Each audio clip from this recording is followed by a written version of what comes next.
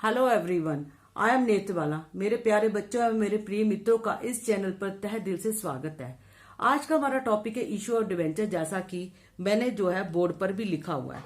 वैसे तो ये लेसन उन बच्चों को बहुत ही जल्दी समझ आ जाएगा जिन स्टूडेंट को इशू ऑफ शेयर्स आता है, लेकिन बाकी बच्चे भी ना घबराएं, क्योंकि इस लेसन में जो इशू ऑफ शेयर्स के फीचर की एंट्री थी, री इशू की थी, प्रोरेटा की एंट्री, जो मैक्सिमम बच्चों को मुश्किल लगती थी, डिफिकल्ट लगती थी, वो इस टॉपिक के अंदर इशू ऑफ डिवेंचर में है ही नहीं। तो इसका आधी प्रॉब्लम तो आपकी वैसे ही खत्म हो गई।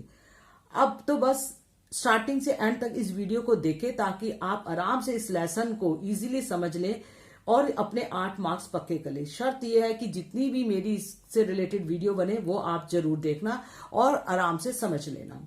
आपको पता है कंपनी को सबसे पहले जो है वो शेयर इशू करती है और शेयर इशू करके वो पब्लिक से पैसा इकट्ठा करती है, लेकिन पैसा भी वो कहां तक कर सकती है? जितना उस कंपनी को अथोराइज कैपिटल की परमिशन होती है, जितना उसका रजिस्टर्ड कैपिटल होता है, उससे ज्यादा वो पैसा इकट्ठा कंपनी नहीं कर सकती, क्योंकि इन्हें कंपनी लॉ बोर्ड द्वारा जो है वो परमिशन दी होती कि इतना ही आप कलेक्ट कर सकते हैं। लेकिन यदि कंपनी को और उसके बाद भी पैसा चाहिए हो, वो कहां से लेगी? उसके 2 तरीके हो सकते हैं। या तो बैंक से वो लोन ले सकती है, जिसकी एंट्री हो सकती है बैंक टू बैंक लोन, और बैंक से भी कितना लोन ले लेगी? करोड़ों में रुपया चाहिए, कितना ले लेगी वो? तो वो दूसरा तरीका जो होता है वो पब्लिक से उधार ले सकती है। यही जो है कंपनी पब्लिक से जो उधार लेती है, वैसे इसे ही हम डिबेंचर कहते हैं। जैसे पब्लिक में शेयर इशू किए जाते हैं, वैसे ही डिबेंचर पब्लिक में इशू किए जाते हैं। बेटा कुछ 1-2 बातें और ध्यान रखना जो आपकी जो है 2 नंबर के क्वेश्चन में थ्योरी में भी पूछा जा सकता है। शेयर्स जो है वो ओनर ऑफ द कंपनी कहलाता है और डिबेंचर बोरोड फंड कहलाता है। और जो शेयर्स के इन्वेस्टमेंट होती है उसके बदले में उसको डिविडेंड मिलता है, जबकि आपका जो डिबेंचर होल्डर है उसको इंटरेस्ट कंपनी पे करती है। जैसा कि मैंने देखो बेटा बोर्ड पर भी इसका मीनिंग लिखा है कि आपका debenture is a written document और instrument issued by the company acknowledging borrowing. Acknowledge का मतलब एक रिटन डॉक्यूमेंट है, ये एक्नॉलेज करती है कि मैंने इतना उधार लिया है, वो डिबेंचर होल्डर को देती है। And the terms of repayment of principal and payment of interest at a specific rate are stated in the document. कहने का मतलब उसमें कितना पैसे से 1 लाख लिया फॉर एग्जाम्पल, 1 लाख और इंटरेस्ट कितना दे रहे, वो सब उसमें रेट भी लिखा होगा डॉक्यूमेंट में, और वो बताएगा कि भी हाँ जी आपको जो है इतना पैसा हम एक्नॉलेज करके दे रहे हैं और आपको मिलेगा। अब ये चाहे आपकी टर्म्स एंड कंडीशन जो वेंचर होल्डर से 5 साल की भी हो सकती है, 10 साल की, जो भी आपकी टर्म्स एंड कंडीशन होगी वापस की, वो जब वापस करते हैं उसको हम क्या कहते हैं? रिडम्पशन वर्ड बोलते हैं, रीपेमेंट हम लोग कहते हैं। डिबेंचर को बेटा 3 मेथड से इशू किया जा सकता है, जैसा कि मैंने देखो फ्लो चार्ट से भी आपको बताया हुआ है कि इशू ऑफ डिबेंचर जो है 3 तरीके से फॉर कैश में कर सकता है, for consideration other than cash, मतलब कैश में ना लेके उसे कुछ एसेट्स वगैरह लेके, जो मैं अगले टॉपिक में आपको बताऊंगी। तीसरा एज ए कोलैटरल सिक्योरिटी द्वारा, वो बैंक से लोन लेता है, सिक्योरिटी के रूप में डॉक्यूमेंट्स रखता है। तो ये 3 तरीके हैं आपके डिबेंचर को इशू करने के। अब फॉर कैश जो इशू किया जाता है वो आइदर लमसम में कंपनी जो है ले सकती है, जो मैं अभी इसके बाद समझाऊंगी आपको कि वो इकट्ठा पैसा डिवेंचर होल्डर अगर देना चाहे तो ले सकते हैं। दूसरा तरीका है वो डिवेंचर होल्डर से उसी पैसे को इंस्टॉलमेंट में डिवाइड कर सकता है। तो ये दोनों मेथड जो है वो आपके फॉर कैश के हैं, वो इकट्ठा करने के। अब चाहे फॉर कैश में डिवेंचर इशू किए जाए, for consideration other than cash, इन दोनों के लिए ये 3 तरीके हैं इशू करने। या तो एट पार पे हम इशू कर सकते हैं कि जितनी फेस वैल्यू उतने पे ही करना। दूसरा तरीका है हमारा एट प्रीमियम पे हम लोग कर सकते हैं कि आपकी जितनी फेस वैल्यू उससे ज्यादा पे हमें फायदा हो रहा है। तीसरा हमारी रेपो खराब है तो एट डिस्काउंट पे भी हम कर सकते हैं। डिस्काउंट का मतलब होता है कि आपका जो भी फेस वैल्यू उससे आपका कम पे जो है वो इशू किया रहा है। तो इस तरीके से 3 तरीके हैं आपके इशू करने के, जो डिस्काउंट या किसी पे कर सकते हैं। और आपको मैंने नीचे लिख के बताया कि 8 मार्क्स, देखो 8 मार्क्स है, उसको डिवाइड के 5 और 3 के लिए।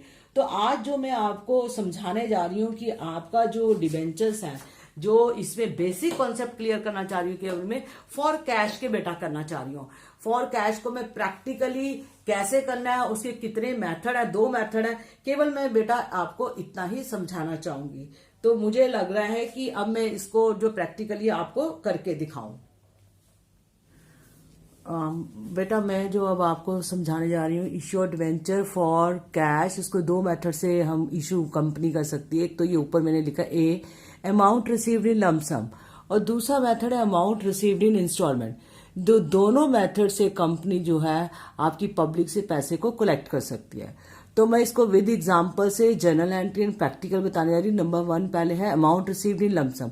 चाहे लमसम में ले चाहे इंस्टॉलमेंट में ले, उसके 3 केसेस है। एट पार पे इशू कर सकती कंपनी डिवेंचर्स को, एट प्रीमियम पे कर सकती, एट डिस्काउंट पे भी कर सकती है। आपने जब प्रीवियस लेसन जब पढ़ा था इशू ऑफ शेयर्स, तो उसमें एट पार और प्रीमियम केसेस थे, लेकिन इसमें तीनों केसेस एट डिस्काउंट भी है। तो हम पहला चलते हैं एट पार पे। अगर आप लमसम का मतलब होता है कंपनी जो है डिवेंचर होल्डर से इकट्ठा एक ही बार में पैसा ले रही है, तो उसको लमसम बोला जाता है। अब लमसम के लिए जैसे फॉर एग्जांपल है एट पार का मतलब जैसे आपके नंबर ऑफ डिवेंचर उसने इशू करे 10 और एक की फेस वैल्यू 100 थी, तो पहले तो कंपनी के पास पैसा आएगा, तो आपकी एंट्री के bank account debit to debenture application allotment, इसलिए वर्ड लिखा है क्योंकि इसको अप्लाइड भी किया और अलॉट भी उसी समय कर दिया है। तो 10 मल्टीप्लाई 100 1000। अब इसको हम डिबेंचर में जैसे उधर शेयर कैपिटल में ट्रांसफर होते थे, इसमें डिबेंचर में ट्रांसफर किए जाएंगे। तो debenture application allotment account debit to percentage, इसलिए लिखा है बेटा कि आपका 9% 10% ऐसा इंटरेस्ट रेट लिखा होता है, तो वो इसे परसेंटेज मैंने लिखा है 2% डिबेंचर अकाउंट 1000। तो ये आपकी सिंपल है। लमसम अगर इकट्ठा एक ही बार 100 रुपया वो ले रहा है एक की जो डिबेंचर की वैल्यू है, तो ये एंट्री होगी। एट प्रीमियम का मतलब होता है अगर आपके डिबेंचर्स की वैल्यू जो है 100 थी, लेकिन 10 रुपीज अगर वो प्रीमियम पे इशू कर रहा है, तो कंपनी को फायदा हो रहा है। तो bank account debit to debenture application allotment entry same है, बस अमाउंट अलग निकालेंगे। 10 मल्टीप्लाई 110 विद प्रीमियम ही हमारे पास बैंक में पैसा आया। सेकेंड एंट्री है debenture application allotment account debit 2% debentures account to security premium reserve account, क्योंकि यहाँ पे हमें जो फायदा हो गया इससे सिक्योरिटी प्रीमियम रिजर्व हम वर्ड लिखेंगे जैसे कि शेयर्स में भी लिखते थे। तो जब टू डिबेंचर लिखना है बेटा, उसमें फेस वैल्यू से हमेशा मल्टीप्लाई करना, उससे ज्यादा पैसा नहीं आ सकता।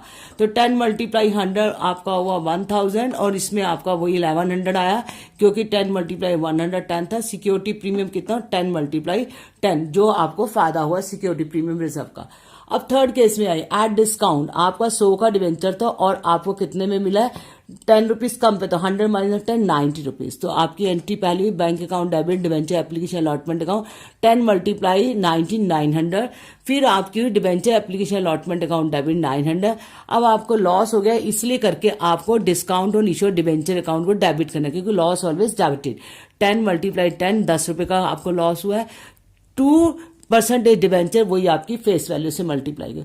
तो इस तरीके से ये तीनों केस मैंने आपको बताया जो डिवेंचर्स के जो है, अगर कंपनी चाहे लमसम इकट्ठा पैसा करना है तो वो इकट्ठा करती है। आपने देखा सभी केसेस में पहली जो आपकी जर्नल एंट्री सेम है तीनों केस है फर्स्ट एंट्री, लेकिन अमाउंट की कैलकुलेशन अलग है। तो प्लीज इसको ध्यान से शुरू से एंड तक वीडियो देखना, ताकि आपको इश्यू ऑफ डिवेंचर बड़े आराम से समझ आ सकता है। सेकंड में भी देखो पहली दो आपकी सेम है, बस एक इधर सिक्योरिटी प्रीमियम है उसको क्रेडिट में एक ऐड कर दिया, उधर डिस्काउंट है लॉस उसको डेबिट में लिख दिया। और आपकी ये दोनों एंट्रीज जो है ये सेकंड केस में भी सेम है, तो इसलिए मुश्किल नहीं है, बस केवल थोड़ा ध्यान देने के ऊपर है।